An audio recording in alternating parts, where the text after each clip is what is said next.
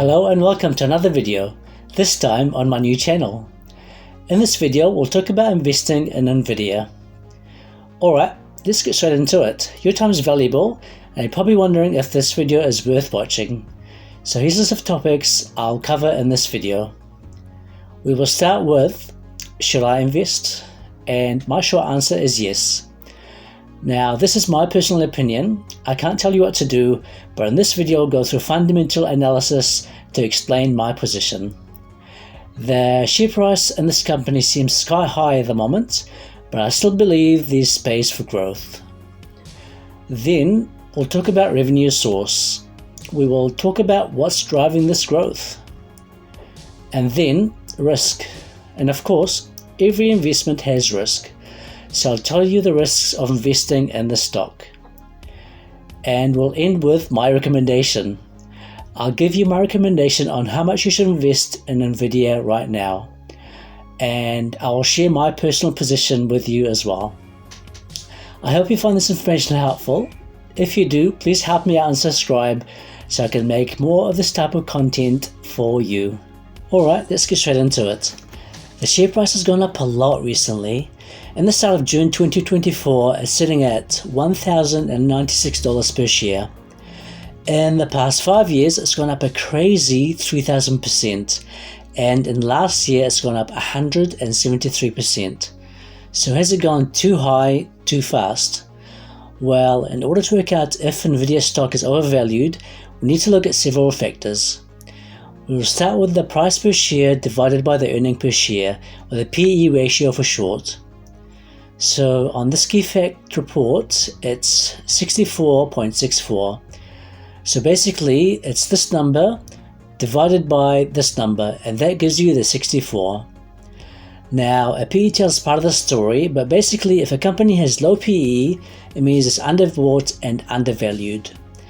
If, however, the PE ratio is high, it means the company is overvalued and is probably a bad investment. So typically an average PE is around 30. So we can see the PE for Nvidia in June 2024 is 64. So this is over 30. So you'd assume the company is overbought. But this tells part of the story because the PE ratio can vary sector to sector. So the best way to work out if a company is overvalued is to compare companies from the same sector. And also compare it to past history as well. So start by comparing it with other companies. So in here we're looking at the electronic sector, and we have companies organized by market capitalization. We've got Apple sitting at 2.9 trillion and Nvidia is closing in at 2.7 trillion.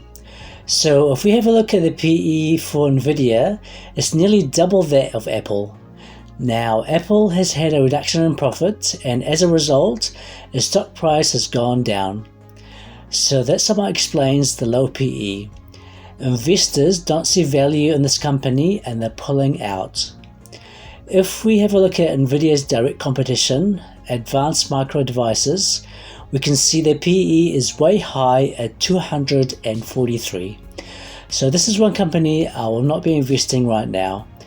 I would still watch this company, but I don't have any position in AMD right now.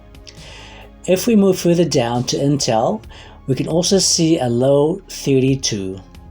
So this company could be good to invest, but right now the revenue is going downhill.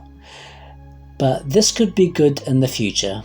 So we say Nvidia is slightly overvalued, but it's not too bad. And just a quick look at past PE, the value has gone as high as 116, so the current 64 is not too bad. Now another helpful marker is to look at future PE. What is future PE? It looks at the PE ratio 1 year from now. In this, we're assuming the share price is staying exactly the same, and we calculate PE based on predicted future earnings. So again, if the future PE goes down, it's a good thing. It means there's space to grow. So this is the future PE based on future earnings prediction, and it's going to be just over 40, so that's really good. So you're probably wondering what the future earnings are like. Let's have a look. And this is crazy growth. If you compare the year 2023 to 2024, we've got nearly 100% in revenue growth. If we look at the following year, it's about 30%. So as you can see, if these analyst predictions hold true, we still have plenty of growth. And what's more, if you look at previous years, the revenue has beaten most predictions. So this growth could slightly be higher in the future. Okay, let's move on to the next topic. What's driving this growth? In the past, most of the company's revenue was coming from manufacturing GPUs for PC gaming, but these days it's mainly being driven by AI. Demand is coming from big players like Microsoft, Amazon, Alphabet, and Meta. They all need Nvidia GPUs for their cloud computing infrastructure, particularly for AI and data analytic tasks. There is also demand from the automotive industry with developing autonomous driving technology. Now let's have a look at this graph. This really impressed me. Have a look at the green bar. They have so much free cash. This will help drive research, development, and help ramp up production. Nvidia is currently offering the A100 and the H100 GPUs, and they're already working on the next, more efficient next generation RTX 50 series, also known as Blackwell. These will be released possibly end of 24 and into 25. And as you can see, Nvidia has so much free cash to develop these further. Now on to the next topic. We've talked about all the good stuff, but there are risks, some big ones. There are no problems with demand, but the biggest problem is with Nvidia suppliers. The main supplier is Taiwan Semiconductor Manufacturing Company, or TSMC for short. TSMC manufactures the silicon chips needed for Nvidia's GPUs.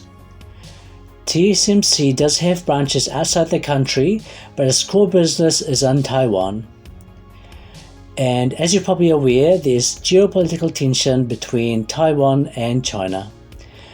If there are problems, TSMC production would shut down overnight, and this will spell disaster for Nvidia. Share prices could drop by as much as 20 to 50% overnight. Nvidia does use Samsung foundries, but the majority of the chips come from TSMC, so that's a big risk. There has been a bit of tension in the region over the last couple of months, but I don't think there's an imminent risk, but who knows. Now, apart from geopolitical risks, there are other risks. One being competition from advanced micro devices and Intel. AMD is entering the market with its Instinct MI series chips, and Intel with the Arc GPUs. While these two players are small in the GPU game at the moment, they might grow over the next few years. Another risk is while there's a lot of demand for GPUs at the moment, there is a risk the market may get oversaturated. Although I don't believe this is a risk in the near-term future. So now we're coming to the all-important question. How much of your hard-earned cash should you invest? So as I explained, there's plenty of room for growth. Now it's hard to say. The share price has gone up so fast, I would expect a 20 to 30% pullback at some stage. But the share price could go up 50 to 100% over the next year. And don't forget, there's a price split coming up, which might encourage a few more to invest. But also remember, there are risks, especially the geopolitical situation. So with all that in mind, I would recommend investing around 10% of your portfolio. If you already have 10 to 30%, I would hold my position. If you have more than 30%, I suggest maybe you want to reconsider. With my personal portfolio, I'm currently sitting at 8.3%, and that's enough for me. Remember, portfolio diversity is important. Alright, that's enough for me. What are your thoughts? Do you have any shares in this company, or do you think it's overvalued? And that's all for me. I hope you enjoyed my new video format. If you enjoyed my content, please subscribe and maybe like the video to give me some feedback about what you would like to see in the future. And also feel free to write a comment of what you'd like to see more of or less of. And as always, thank you for watching, and I'll see you in the next one.